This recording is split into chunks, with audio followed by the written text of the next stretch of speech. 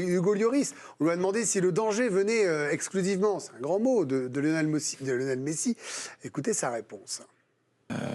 On sait ce que représente Léo Messi dans l'histoire de notre sport, mais je crois que ce sera surtout un match entre l'équipe de France et l'équipe d'Argentine, parce qu'il y a de très bons footballeurs en face.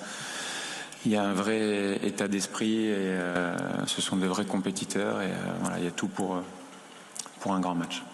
Voilà, pour Hugo Lloris. Alors moi, je vous pose la question, Lionel Messi, est-il vraiment le seul danger de l'Argentine? Regardons vos réponses. Vous me dites, le principal, il y a une nuance chez Alicia. Non, c'est un commando pour Dominique. Non pour Bernard Mendy. Non, pas que. Très bien, mais écrivez-le dans ce cas-là. Oui, mais pour Candice, non pour Pierre Bouby et oui pour Raphaël. Comment ça, non, pas que? Non, pas que, parce que... Ça va, vous? L'influence de Messi dans cette équipe, elle est énorme, on le sait. On sait que quand il récupère le ballon, il le donne tout de suite à Messi. Mais il y a une relation avec De Paul. Oui. De Paul et aussi Alvarez. Si on arrive à limiter le nombre de ballons touchés par ces 3 joueurs, on pourra faire quelque chose. D'ailleurs, c'est une très bonne interview d'Hervé Renard dans le journal. Il le dit lui-même. Il le dit lui-même. Et prendre De Paul. Sébastien, vous êtes au plus près des Français, à Doha, au Qatar. Vous avez entendu Hugo Lloris, vous entendez Bernard, et les autres vont arriver. Est-ce que les Français ont peur? Je ne sais pas. Quand vous êtes en finale et de si grands joueurs, je ne sais pas si la peur rentre en compte, mais est-ce qu'ils savent que le danger numéro 1, c'est Messi? Est-ce qu'ils savent qu'il y en a d'autres autour? La peur, elle n'existe pas. Ce sont des joueurs de très haut niveau et ils ont une certaine forme d'assurance qui leur permet d'ailleurs d'atteindre ce niveau-là. Mais c'est forcément Messi qui occupe les esprits quand même.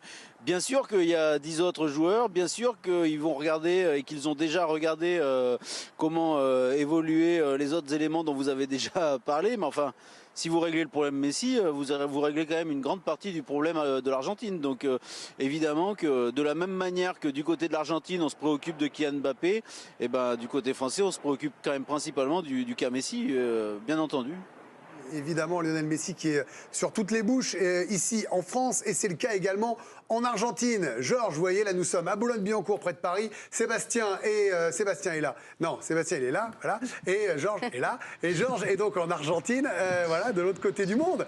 Chacun de son côté de la France. Vous avez entendu, évidemment que les Français n'ont pas peur parce qu'ils sont expérimentés, mais ils savent que c'est Messi. Alors est-ce que vous imaginez un plan anti-Messi, Georges? Est-ce que les Argentins se méfient de ça? Ça a beaucoup été évoqué dans les médias, effectivement, que si l'Argentine joue à 5 derrière, ce sera peut-être un plan anti-Messi. D'ailleurs, c'est un des 2 systèmes avec le 4-3-3 qu'a testé Scaloni aujourd'hui. Moi, sur votre débat, je pense que ce serait vraiment une grande erreur de résumer l'Argentine à Messi, parce qu'il faut regarder aussi tout le travail d'équipe qu'il y a autour de lui. De Paul, lui, libère des espaces. Il y a un milieu de terrain technique qui permet à Messi de récupérer le ballon justement dans les 20 ou 30 derniers mètres, de ne pas avoir à trop redescendre. Derrière, il y a un joueur comme Otamendi que beaucoup ont gardé avec cette idée que c'est le joueur de City qui est très lent, sauf que depuis qu'il est en sélection avec Romero, c'est devenu un mur. Et il y a un gardien de but qui, quand il monte en chaleur, on va dire, il peut rentrer dans la tête des attaquants adverses. Donc attention, elle a de la personnalité, cette équipe, elle est prête à mourir pour Messi et pour son peuple. C'est une équipe plus que des individualités. Je pense que c'est ça la force de l'Argentine. Donc ne méprisez pas les autres joueurs parce que ce ne sont pas des joueurs titulaires dans des grands clubs. Je terminerai juste là-dessus, c'est que souvenez-vous, la finale de la Copa América contre le Brésil, c'était un petit Messi en finale de la Copa América. Et c'est Di Maria qui donne la victoire sur une longue passe de Rodrigo de Paul et qui finalement permet à cette Argentine d'être sacrée championne d'Amérique du Sud. Georges, je dois vous le dire, je vous adore Georges, mais j'ai Julien Chalouette, mon redoutable chef d'édition, celui qui est dans mon oreillette pour nos téléspectateurs, celui qui est derrière, en régie, qui me demande, en cette quasi-fin de Coupe du Monde, vous êtes pour la France ou l'Argentine, Georges? Moi, je ne voulais pas vous la poser, la question. Je suis français évidemment, que je serai pour la France avant tout, mais vous savez, quand on vit ici, comme je vous le disais tout à l'heure, c'est difficile de ne pas être pris par tout ce que représente cette aventure. Moi en plus la sélection je la suis depuis quelques années, je les ai suivis ici quand ils ont joué au Monumental, à la Bombonera, toute l'énergie qu'il y a autour d'eux, toute l'histoire de Messi. J'étais avec eux aussi, avec les Argentins, quand ils ont pleuré la mort de Maradona. Ma femme est argentine, donc voilà, nous avec ma femme on dit qu'on a les 3 étoiles à la maison déjà, donc on sera content quand il arrive. Bon, en tout cas, gardez ce sourire, vous êtes absolument formidable, Georges. On vous retrouve demain, évidemment. Merci d'être passé ce soir dans l'équipe de Greg et bravo pour votre répartie. Raphaël. Oui, Lionel Messi, on en parle. Alors, il pourrait marquer l'histoire du football argentin en remportant sa première Coupe du Monde, mais même en termes de statistiques, il peut marquer sa propre histoire en Coupe du Monde. Alors, on a parlé qu'il pourrait devenir demain le joueur qui a disputé le plus de matchs en Coupe du Monde devant un certain Lothar Matthäus. Mais sinon, depuis le début de cette Coupe du Monde, il est décisif à quasiment tous les matchs. Il n'y a que face à la Pologne où il n'a pas marqué. Et le détail, vous le voyez là. Et il pourrait devenir le premier joueur à marquer en phase de groupe, en huitième, en quart, en demi, et s'il marque demain en finale, le premier joueur à le faire dans une même édition dans l'histoire de la Coupe du Monde. Ça, c'est le premier record qu'il peut battre demain s'il marque Lionel Messi face à l'équipe de France. Il est impliqué, Messi, sur 19 buts en Coupe du Monde, c'est 11 buts et 8 passes décisives. S'il marque ou il délivre une passe décisive lors de cette finale, il deviendra le premier joueur à totaliser 20 applications dans un but en Coupe du Monde. Et on rappelle que pour le moment, il est meilleur buteur de la Coupe du Monde, Voilà. Raphaël. Mais ça, tout le monde le sait. Oui, bah, non, mais avec Mbappé, Avec Mbappé. parce qu'il a plus de passes décisives. Oui. Donc aujourd'hui, Ouais, celui il a qui est trois numéro 1, pénaltys c'est aussi. lui. Oui, mais qu'importe. Oui, d'accord, Un but est qu'importe. un but est un but, Ça Dom. compte. C'est les passes décisives qui comptent. Et après, ce sera le temps de jeu si jamais il y avait une passe décisive de plus de la part de Mbappé. Les stats sont folles, Dominique, sur Lionel Messi. Mais vous parlez de commando. Ouais. Expliquez-moi ça. Bah, il faut évidemment expressément limiter l'influence de Messi. Il est clair que Messi est sans doute la clé numéro 1 de ce match. Mais cette équipe argentine qui n'est pas brillante, d'ailleurs, je cherchais dans le passé, je dépliais mes souvenirs. Moi, je n'ai pas souvenir d'une grande équipe argentine, jamais. Il y a d'énormes joueurs argentins dans l'histoire. Il n'y a jamais eu de grande équipe. Même l'Argentine 78... Même l'Argentine de 86, double vainqueur de la Coupe du Monde, n'étaient pas des équipes chatoyantes et brillantes. Donc il ne faut pas s'attendre à une Parce qu'ils ont équipe, toujours eu des joueurs rugueux derrière. des joueurs très efficaces, Voilà. très rugueux, C'est très ça. disciplinés, C'est ça. très agressifs. C'est vrai. Toujours très agressifs. Et d'ailleurs, moi, cette Argentine de 2022 me rappelle étrangement l'Argentine de Maradona 86-90. Beaucoup plus que l'Argentine 2014-2018, qui, elle, partait un peu dans tous les sens, mais qui n'était pas dirigée. Sampaoli était quasiment dos au terrain, et les mecs ne savaient plus quoi faire. Donc, et ça, on l'a bien ressenti en 2018. Donc, méfiance, c'est une équipe qui s'est pris les pieds dans le tapis là, en match initial devant les Saoudiens, qu'on croyait éparpillés, qui a su se cimenter depuis, avec un Scaloni qui a l'art aussi. Scaloni, parenthèse pour dire que derrière Sampaoli, il a été promu par défaut. Par défaut, il ne faut jamais l'oublier, comme quoi. Et lui, il a su cimenter une véritable équipe, un véritable bloc. Et surtout, moi j'invite, et Bernard le sait mieux que quiconque, ils vont être très agressifs, les Argentins. Ça me paraît évident. Il faut surtout éviter ce piège. Parce Après, vous savez, on est aussi assez vicieux, nous. Hein.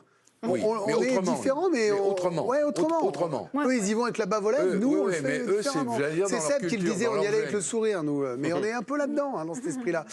Vous avez entendu ce qu'a dit Elle Dominique sait Grimaud. souffrir, cette équipe, en tout cas. Oh, c'est beau. Vous avez entendu ce qu'a dit Dominique Grimaud jusqu'à la dernière seconde, comme ça. Mais cela dit, Lionel Messi, qui est donc le principal danger, les finales, ça lui réussit pas toujours. Ah, Dominique parlait de souffrance. Lui aussi, il a souffert lors de nombreuses finales internationales avec sa sélection, Léo Messi. C'est sa 7e finale qu'il dispute. Et les finales précédentes, elles lui ont pas forcément souri à Lionel Messi. Une histoire compliquée avec sa sélection Copa América 2007. Vous voyez la photo, sa première il est compétition internationale avec l'Argentine en tant que titulaire. Effectivement, il est jeune, il a seulement 20 ans.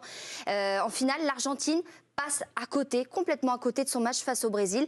Bon, c'est l'apprentissage pour Léo Messi. La finale de la Coupe du Monde 2014 au Brésil, vous en parliez avec Georges Quirino, sans doute son plus gros échec, alors qu'il avait cartonné depuis le début de la compétition. Il peine à se montrer décisif en finale et c'est l'Allemagne qui s'impose grâce à Mario Götze. Il y a eu les défaites de trop en finale de la Copa América en 2015 et 2016. Il annoncera même à l'issue de la compétition sa retraite internationale à seulement 29 ans. Une décision donc qui a été prise à chaud. Il reviendra dessus quelques semaines plus tard. Et avant de connaître la consécration en finale de la Copa América en 2021 face au Brésil de Neymar. Enfin, pour Messi, la libération, le soulagement. Il se réconcilie avec son pays. Mais vous voyez qu'en finale, ça n'a pas toujours été une histoire facile pour l'Argentin. Et puis, je voulais aussi vous montrer quelques images, puisque Georges Quirino en parlait un peu plus tôt. L'émotion. On a vu Lionel Scaloni, le sélectionneur de l'Argentin, très émotif depuis le début de la compétition. Ça, c'était aujourd'hui, après sa conférence de presse. Il était en larmes quand on l'a connecté avec son village natal qui s'appelle... Comment ça s'appelle déjà? Je l'avais noté. Pujato, excusez-moi. Eh ben écoutez, vous avez très bien fait de pas savoir, parce que c'est très drôle. Bon, écoutez, excusez-moi. Et puis je voulais vous montrer une dernière chose. Regardez ce fan. Pierre Boubi serait capable de se faire cette coupe de cheveux. Coupe de cheveux de Léo Messi sur son propre crâne. Il adore Pierre, il y va ce soir. Mais bon, vous la faites pour demain ou vous Il n'y a pas assez de cheveux là. Il n'y a pas assez de cheveux là. La même pour Mbappé, quoi. Vous faites ça demain. Non. Oh, vous êtes toujours en violet, en mauve, en vert, en jaune, mais pas vous faire Mbappé. Pourquoi sur le crâne. Mbappé ne fait pas du violet et du rose? Parce que c'est pour vous. Ben voilà. Candice, tiens, puisque là, hop, là j'ai eu de la parole, mais non, vous avez eu ce ton-là, on parle pas comme ça, non, il est fou. Ma chère Candice, on disait que Messi était le seul danger. Évidemment, il y a un côté caricatural, on joue à 11 au foot. Maintenant, on a quand même le sentiment qu'une fois qu'il a le ballon dans les pieds, derrière, c'est plus que de l'huile sur le feu. Hein. Ah complètement, évidemment. Et, on parlera plus d'un plan anti-Mbappé. Je ne suis pas sûre que Didier Deschamps soit adepte de ce genre de façon de faire, mais si vous bloquez forcément, j'ai dit Mbappé je crois, je voulais dire Messi, mais si vous bloquez Messi, forcément vous rendez le match beaucoup plus facile. Alors moi je dis oui, mais c'est pas le principal danger. On dit que c'est lui qui justement on construit autour de lui, mais effectivement si vous le mettez un peu hors course, eh bien derrière, l'Argentine, elle peut être un peu perdue. Actuellement, il n'y a pas de choix dans la passe. La passe, elle est pour Messi. On n'hésite pas, c'est pour Messi. Ouais. S'il est pris, si on ne peut pas l'atteindre, eh bien, on va presque jouer contre nature, presque côté argentin, depuis l'ère Scaloni, en fait. C'est-à-dire que maintenant, il va falloir trouver d'autres solutions. Il faut s'adapter, et voilà. Et c'est aux Français, à ce moment-là, d'en profiter. Mais bloquer Messi, le match, il n'est plus du tout même. Là, je dis des choses qu'on sait évidemment. Mais différents systèmes de jeu aussi qui vont mettre en place. Est-ce qu'ils vont jouer à 5 derrière? Est-ce qu'ils vont jouer à 3? Il s'adapte toujours, hein, Scaloni. On l'a vu changer son équipe en demi, en quart.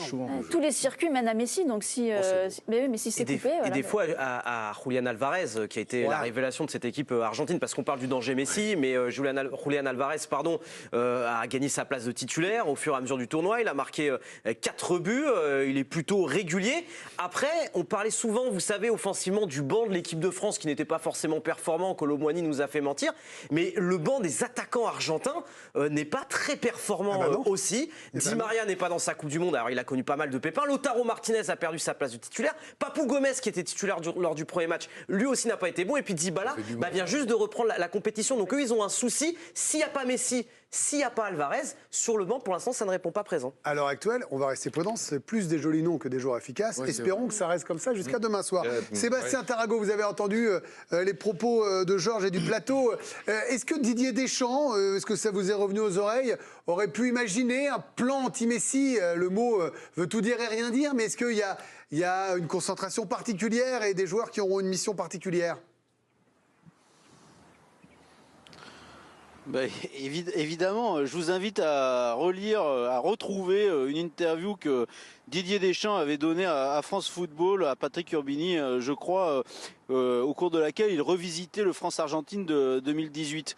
Il est extrêmement précis sur ce qu'il avait voulu faire et sur ce qu'il avait voulu, de la manière dont il avait voulu contraindre évidemment l'influence de Lionel Messi. Enfin, si un entraîneur qui se retrouve en finale de la Coupe du Monde n'imagine pas comment essayer de contraindre Lionel Messi à déjouer, je pense qu'il faut vite qu'il change de métier quand même. Donc là, il faut être sérieux. Bien sûr, Alvarez, super joueur, belle Coupe du Monde, bravo à lui.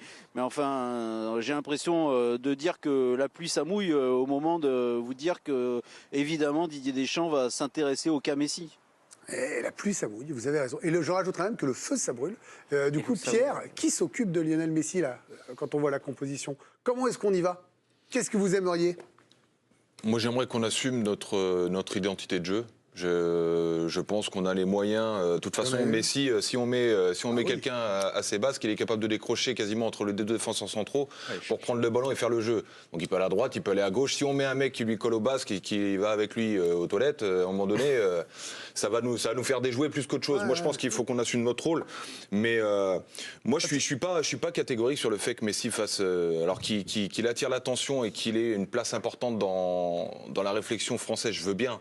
Mais honnêtement, il ne faut pas négliger les Alvarez, il ne faut pas négliger Enzo Fernandez qui a à peine 100 matchs en pro. On parlait d'expérience. Quand je vois le banc de l'Argentine, l'expérience, il y en a. Hein. Pour autant, Enzo Fernandez a 100 matchs en pro. Il fait déjà la Coupe du Monde. Il a pris la place à Paredes qu'on a plus de 350. Donc à un moment donné... Moi, je pense que cette équipe est animée, mais elle me fait penser un peu à nous dans l'ambiance, l'aventure humaine et tout ce qui est en train de se passer. On sent qu'ils sont en mission, nous on est en mission, chacun est sûr de ses forces, mais pour moi, Messi n'est absolument pas le seul danger dans cette équipe. Ça peut partir de tous les côtés, et moi j'ai plus peur d'Alvarez que de Messi là demain. Ah oui, carrément. Alors, le mot de la fin pour vous, Seb Tarago.